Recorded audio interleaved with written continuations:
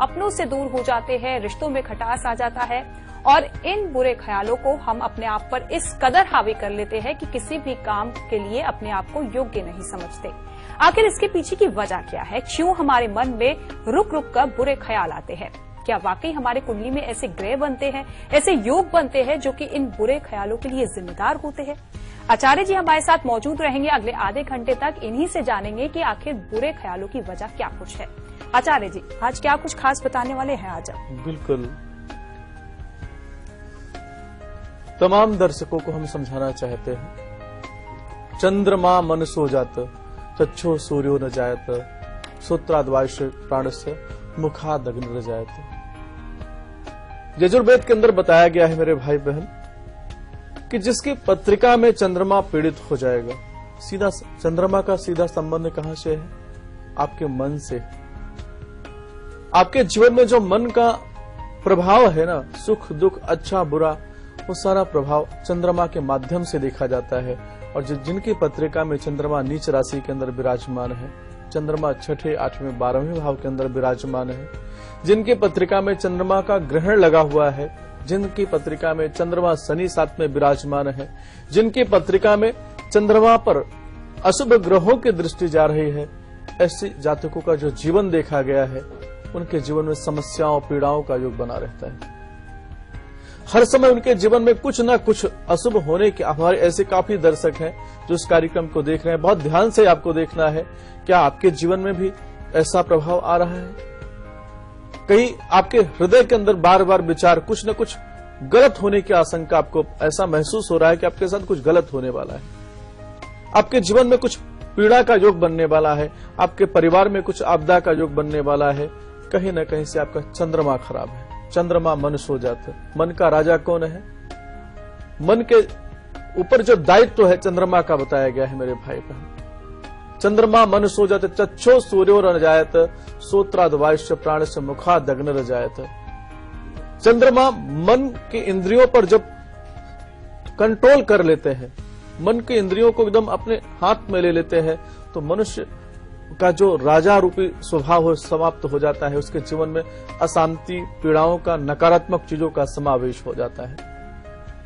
आप तमाम दर्शकों को सोचना है, हमारे ऐसे कई दर्शक हैं जिनकी पत्रिका में चंद्रमा खराब है। क्या देखते हैं?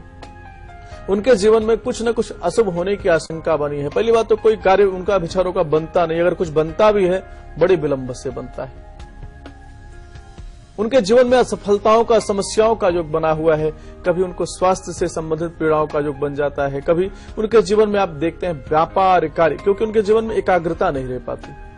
चंद्रमा मन, क्योंकि मन के हारे हार है, मन के जीते जीत। जिन जातकों के जीवन में कुछ अशुभ होने की आशंका बनी है, उन अपने तमाम दर्शकों को समझाना चाहते हैं कि आपको देखना है कि कहीं आपके जीवन में चंद्रमा का बुरा प्रभाव तो नहीं आ रहा है जी। अपने पत्रिका का आप विवेचन करें कि अगर आपकी पत्रिका में चंद्रमा खराब है, चंद्रमा नीच राशि के अंदर विराजमान है, ग्रहण लगाकर विराजमान है, विष दोष लगाकर विराजमान है, छठे आठवें 12वें भाव के अंदर विराजमान है, नौमांस पत्रिका में आपकी पत्रिका में पीड़ित है, वृद्ध अवस्था के अंदर विराजमान है, मृत अवस्था के अंदर विराजमान है, तो ऐसे तमाम दर्शकों को समझाना चाहते हैं, समय रहते उनका उपचार कर लें।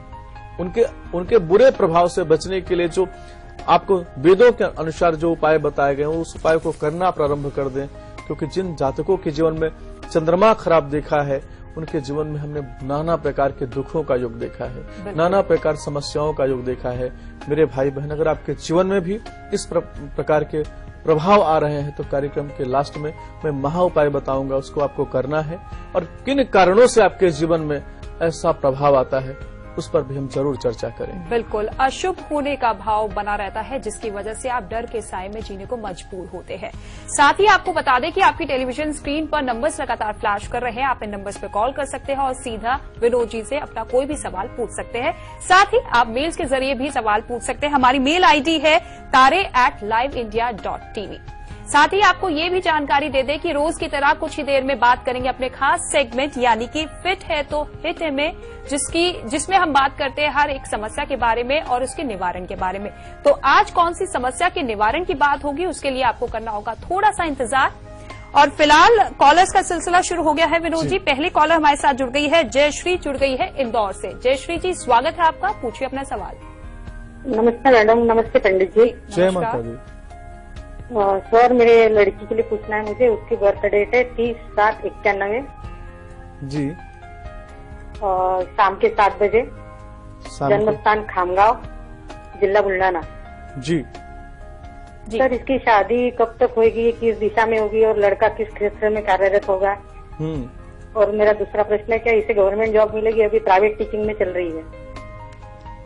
बिल्कुल, जैसा कि इनकी पत्रिका का हमने विवेचन किया है और आपको समझाना चाहते हैं, जो वर्तमान में इनका समय चल रहा है समझना होगा। वर्तमान में शनि जी की महादशा चल रही है और शनि जी की महादशा के अंदर राहु जी का अंतर इनकी पत्रिका में चल रहा है। अभी इनके विवाह में रुकावट का योग बना है। सूर्य गुरु दोनों इनकी पत्रिका में 7वें भाव के अंदर विराजमान है।